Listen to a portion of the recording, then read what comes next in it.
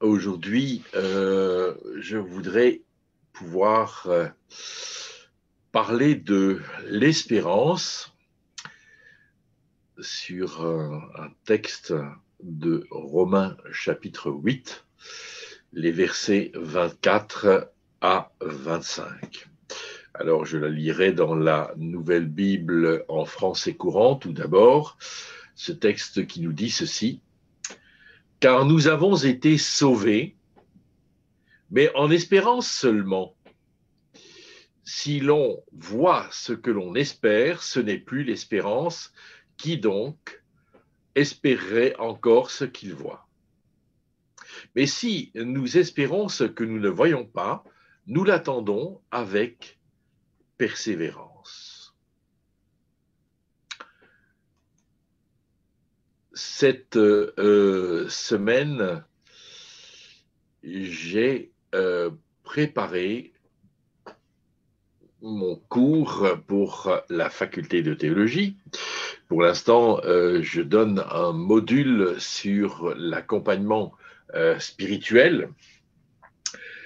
Et dans un des livres que je consulte et duquel je m'inspire pour construire le cours, la pensée, je suis tombé sur cette pensée, sur ce passage qui m'a bloqué et qui m'a fait réfléchir. Alors, le livre, c'est un livre d'un théologien hollandais, Hans van der Geest, qui a travaillé beaucoup aussi avec les Suisses allemands. Et dans son livre, il dit ceci: l'accompagnant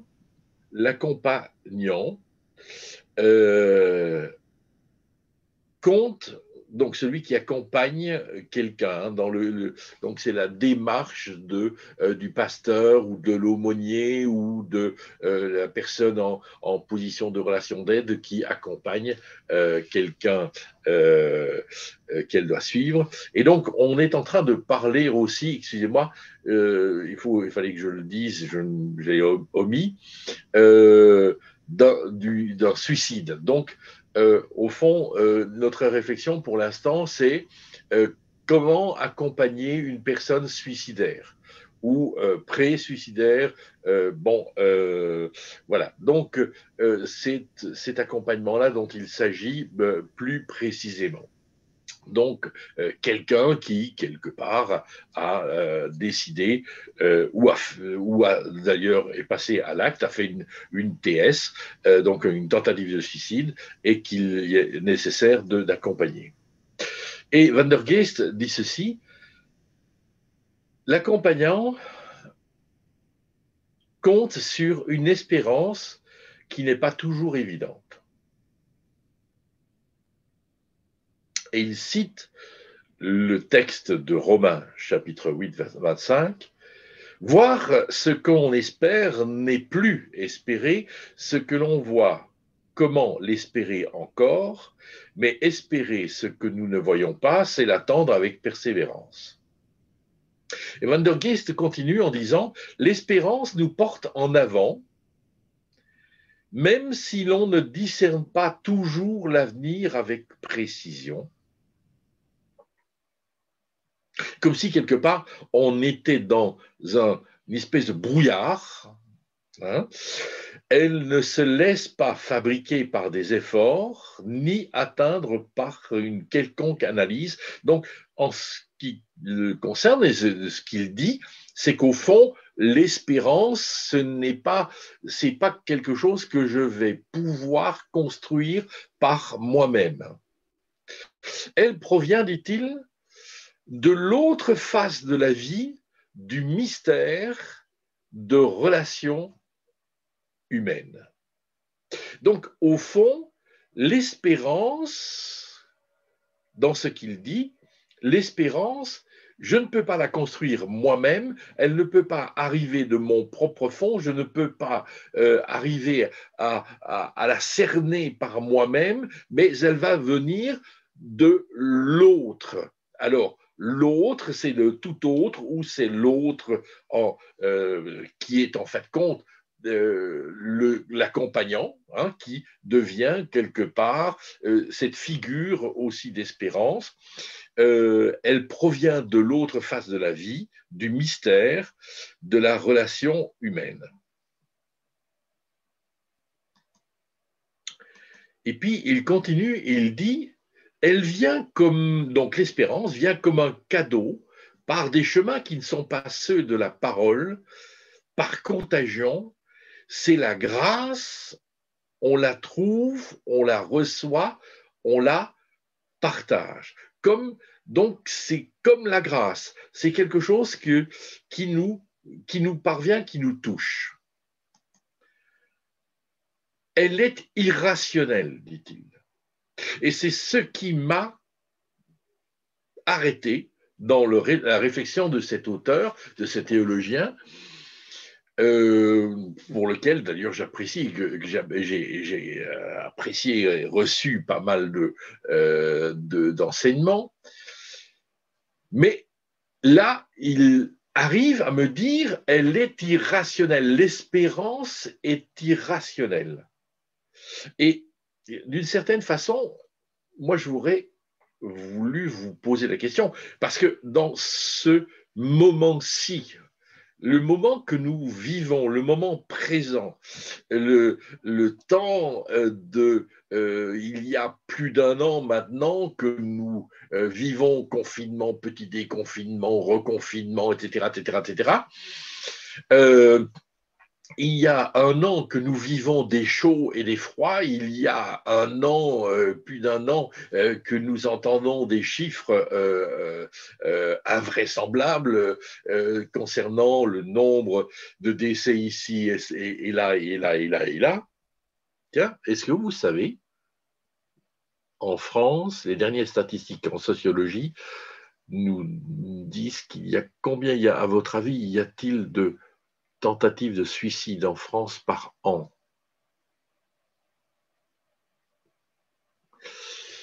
Eh bien, en fait, les tentatives de suicide par an sont de l'ordre de 50 000. Un pour 1000 de la population française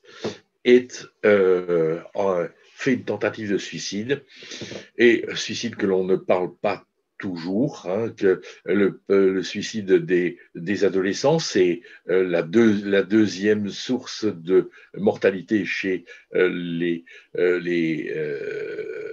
adolescents, en dehors bien sûr des accidents, et pour les 24 à 35 ans, c'est la première cause.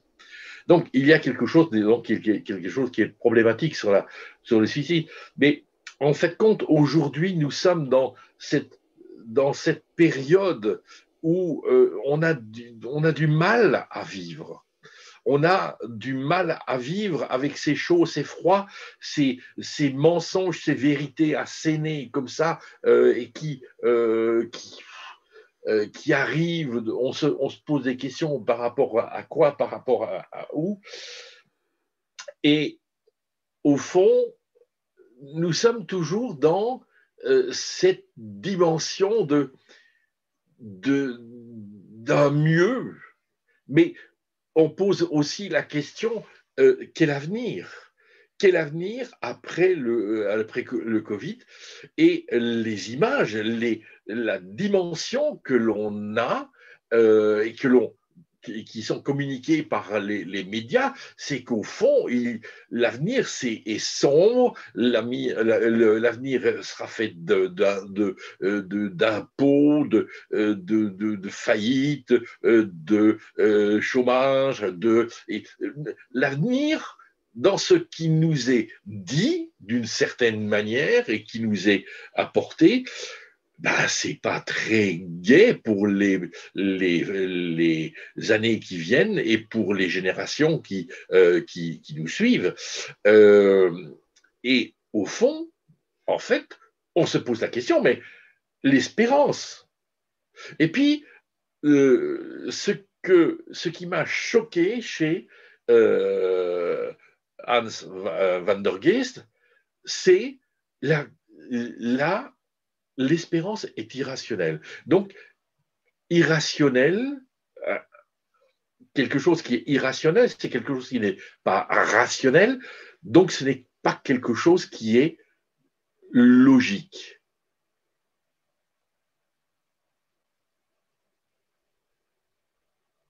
Mais si on n'est pas dans la logique, on est dans l'absurde. Mais ça, je reviendrai sur le problème. Une espérance irrationnelle, pour moi, ça me pose des problèmes. Et Van der Geest continue en disant, concrètement, cela veut dire que l'accompagnement spirituel signifie la promesse de cette espérance, mais qu'il appartient à la personne accompagnée d'en découvrir le contenu concret. L'espérance est davantage une capacité imaginative et créatrice d'une garantie qu'une garantie concrète et une sécurité.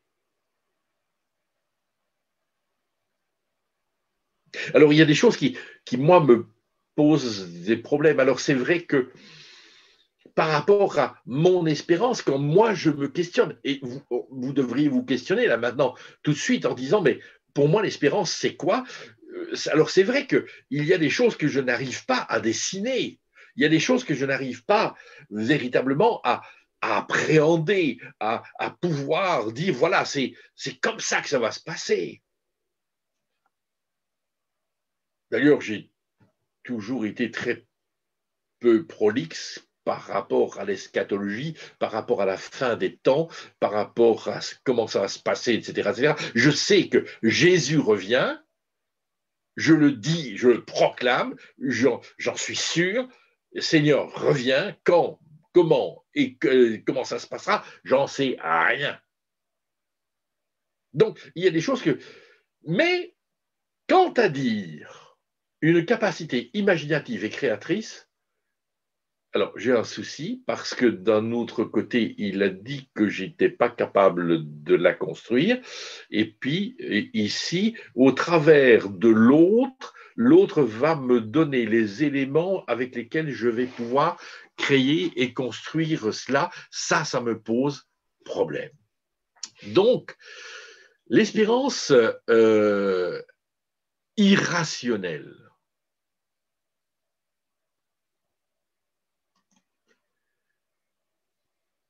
Ça me fait penser à cela.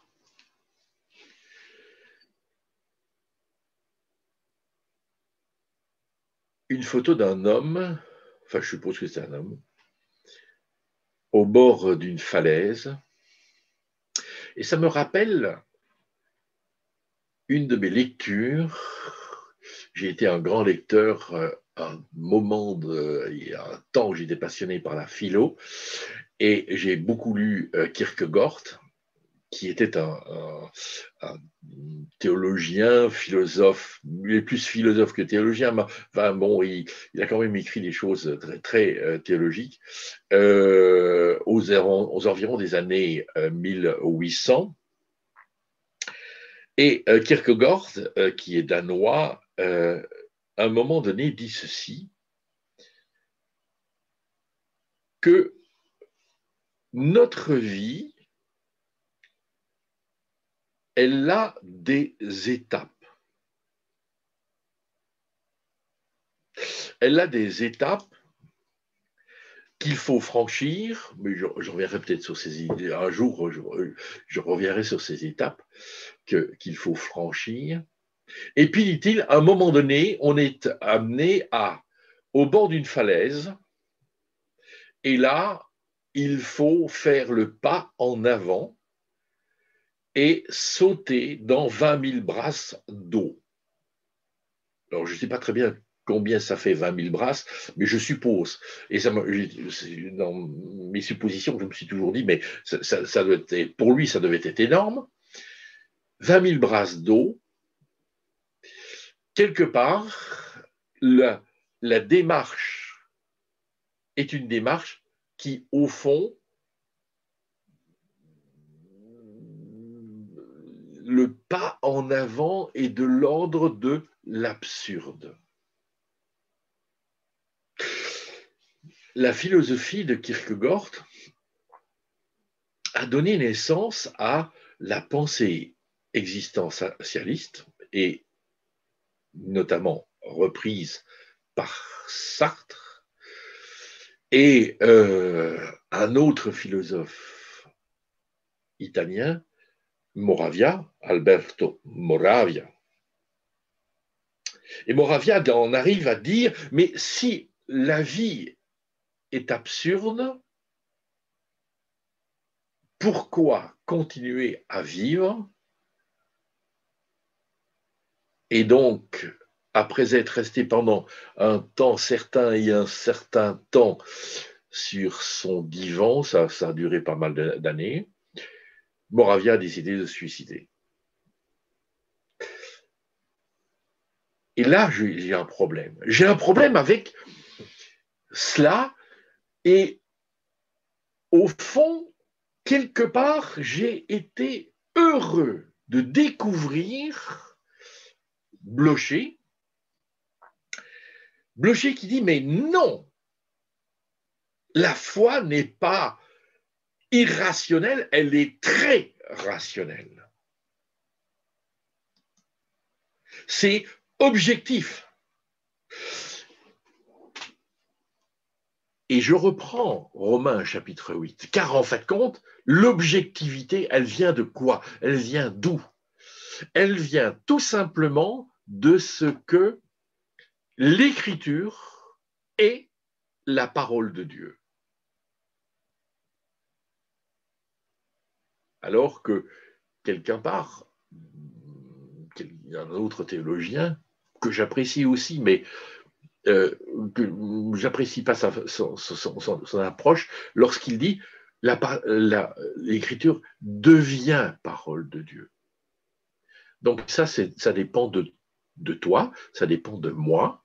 Est-ce qu'elle l'est ou est-ce qu'elle n'est pas? Moi, je dis qu'elle l'est, toi, tu dis qu'elle n'est pas, et ben voilà. Moi, je préfère la distinction que fait Blocher, et pour Blocher, la parole est. L'écriture est parole de Dieu.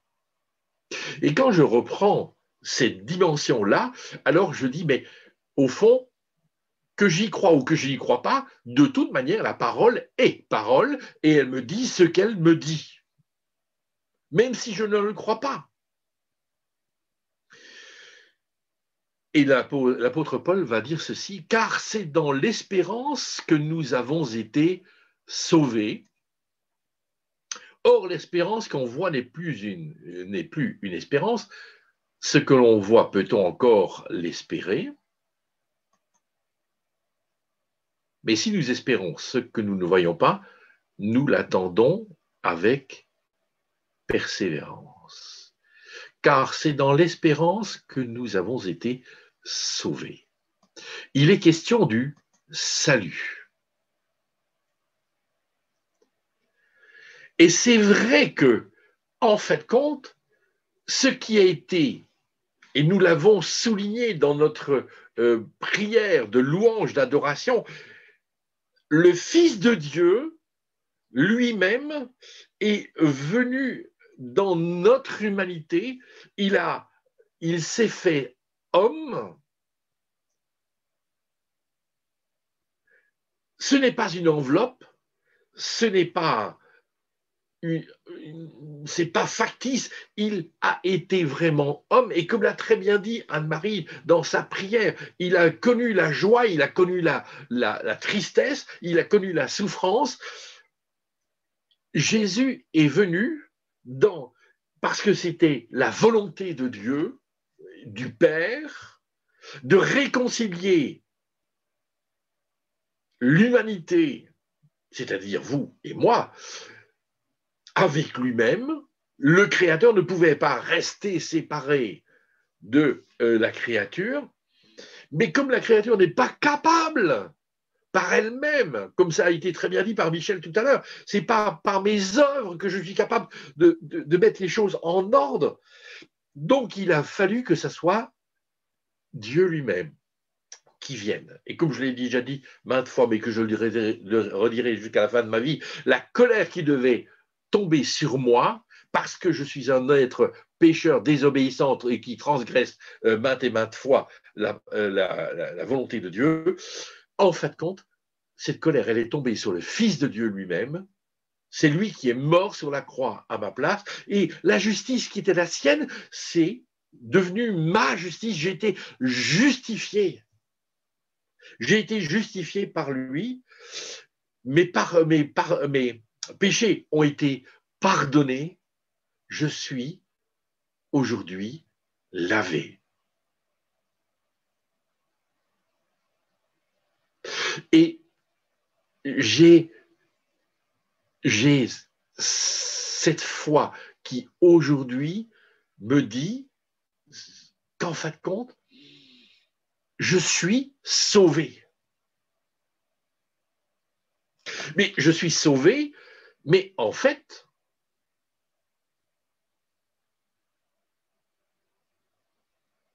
lorsque ma mère, qui m'avait mis au monde,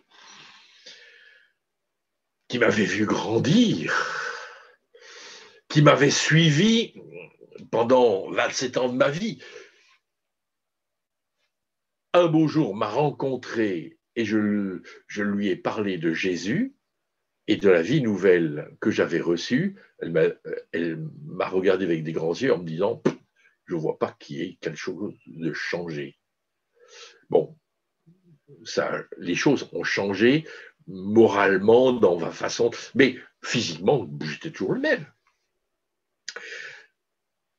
Nous sommes sauvés, mais il faut bien que nous avouions une chose. Ce qui demeure en nous oblige à dire que ce salut est un objet d'espérance. Car, en fin de compte, le salut que j'ai reçu, que j'ai accepté en Jésus-Christ, ce salut, s'il n'est pas encore manifesté, tous les jours je vieillis, tous les jours mes articulations me montrent que le sol devient de plus en plus pénible et difficile à atteindre, les jambes bien raides. Tout cela me montre qu'il y a quand même quelque chose.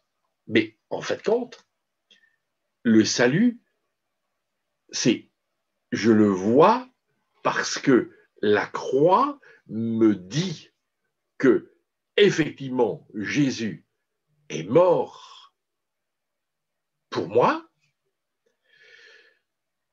mais en fait compte, la vie nouvelle, qui est mon espérance, ne vient pas forcément de la croix, elle vient du tombeau qui est vide. Jésus mort et ressuscité.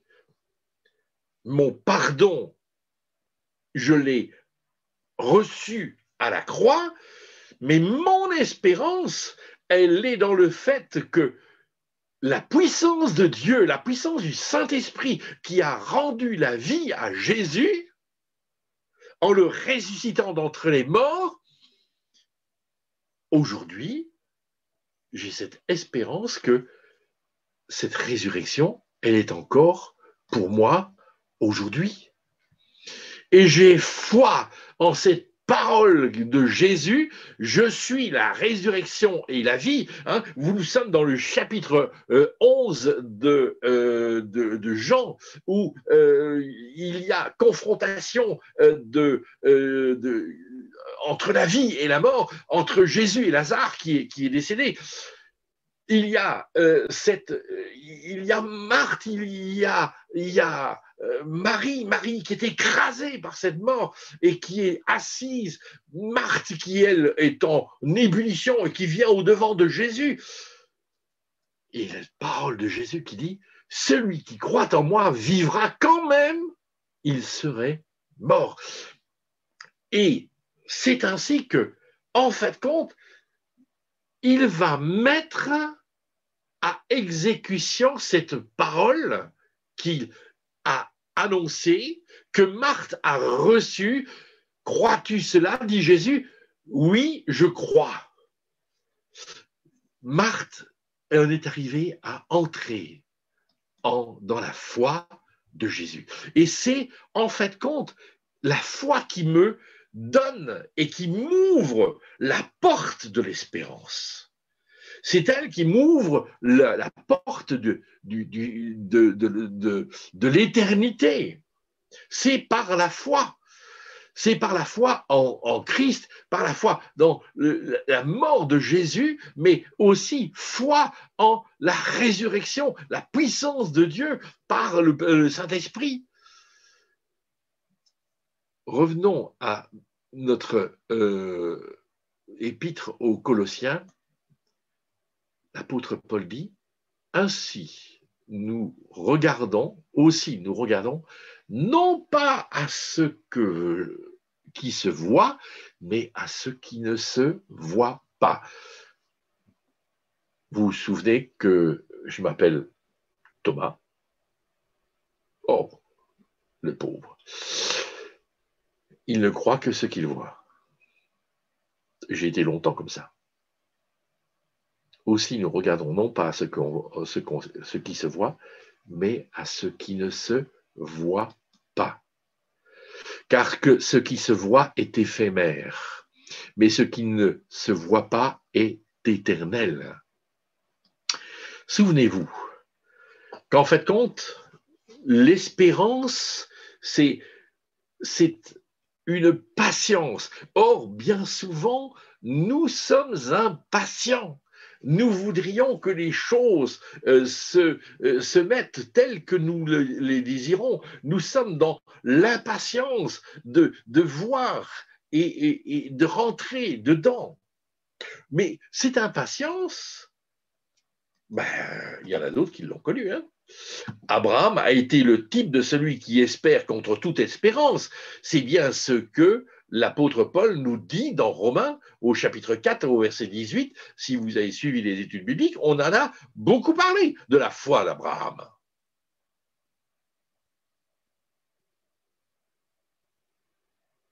Et cette espérance.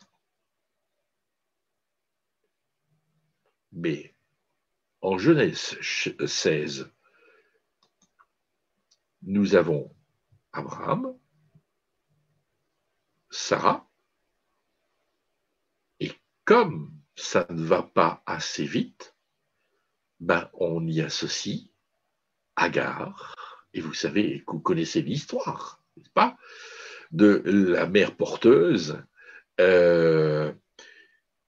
En fait, Sarah dit, mais puisque ça ne marche pas, franchissons l'étape, va vers mon esclave. Et nous savons que, effectivement, Agar va donner naissance à un fils. Et quel problème? Démonstration d'impatience. Les résultats, c'est quoi? Bon, je vous laisse avec tout ce qui aurait pu être si Ismaël n'était pas né. Mais voilà, en fait, quand Ismaël a été aussi béni par Dieu. Hébreux chapitre 11, versets 1 à 3. Nous sommes avec le guide de la lecture de la Bible, pour l'instant, en train de relire l'Épître aux Hébreux. Mettre sa foi en Dieu, dit l'auteur, c'est être sûr de ce que l'on espère. C'est être convaincu de la réalité de ce que l'on ne voit pas.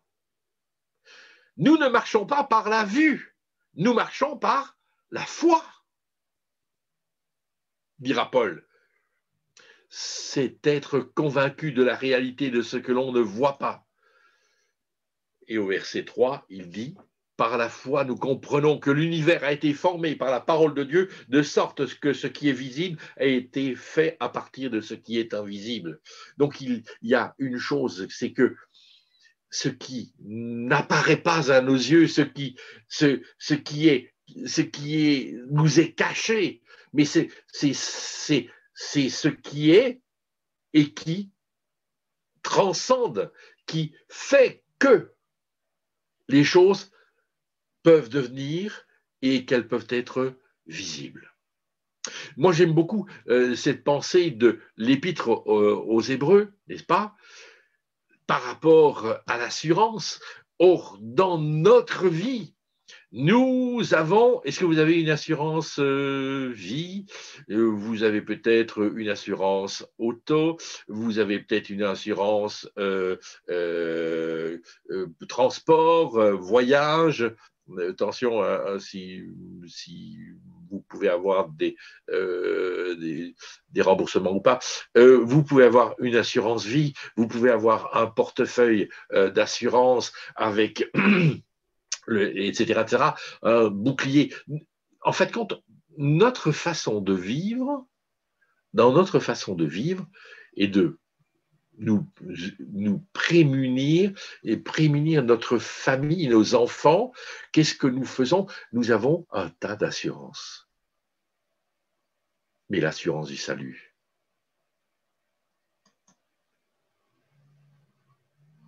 n'est-elle pas de loin la plus importante?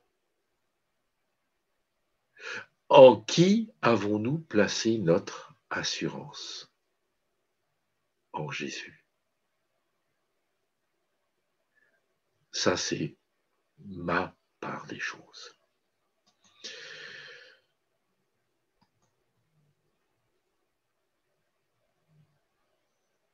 Nous avons parlé de l'espérance, et l'espérance, elle sera complète au retour de Jésus. Mais d'ici là, il y a une chose à faire, c'est la persévérance. Car dans l'espérance que nous avons, c'est en espérance que nous avons été sauvés. Or, l'espérance que l'on voit n'est plus une espérance. Ce qu'on voit, peut-on l'espérer encore? Vous pouvez comprendre ici l'histoire d'Abraham, de Sarah, d'Agar, le fait d'avoir été au-delà, au fond, Ismaël, ce n'est pas l'espérance que Dieu voulait, ce n'était pas l'enfant espéré. L'enfant espéré, il viendra plus tard, quand Dieu l'aura décidé. On peut le comprendre comme cela. Mais si nous espérons ce que nous ne voyons pas, nous l'attendons avec persévérance.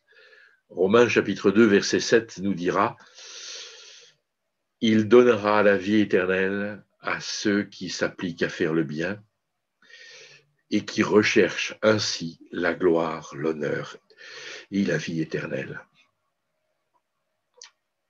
Trop souvent, j'ai vu des gens qui prenaient le chemin, qui empruntaient la direction, la bonne direction, puis arrivait tel ou tel problème, telle ou telle souffrance, telle ou telle difficulté, et tout à coup, en fait compte, c'était pas des gens forcément, aussi j'en ai connu, et qui l'ont fait, qui se sont suicidés, mais combien est-ce que j'ai aussi de suicides spirituels, des gens qui ont dit, oh, si c'est comme ça m'intéresse pas, et qui, en fait compte, se sont assis sur le bord du trottoir.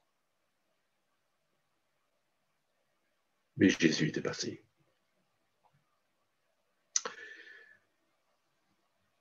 La foi en Christ crucifié et ressuscité, cela m'amène à une espérance, et mon espérance, eh ben, elle doit être entretenue par la persévérance jusqu'au dernier temps. Et je termine par cette petite parabole, c'est une parabole, une histoire juive, La parabole des deux souris, je ne sais pas si vous la connaissez. Alors, il y avait un homme qui avait mis sur la table de la cuisine un plat dans lequel il avait versé du lait. Et deux souris se sont approchées de... L'une était juive, l'autre ne l'était pas. C'est une histoire juive. Hein. Et elles tombèrent toutes les deux dans le lait. L'une dit, mais je n'y arrive pas, je n'y arrive pas, j'ai beau essayer de m'agripper, j'ai beau essayer de m'agripper, je n'y arrive pas, je n'y arrive pas. Ça me fatigue, ça me fatigue, ça me fatigue. Autant me laisser couler. Et elle se laissa couler.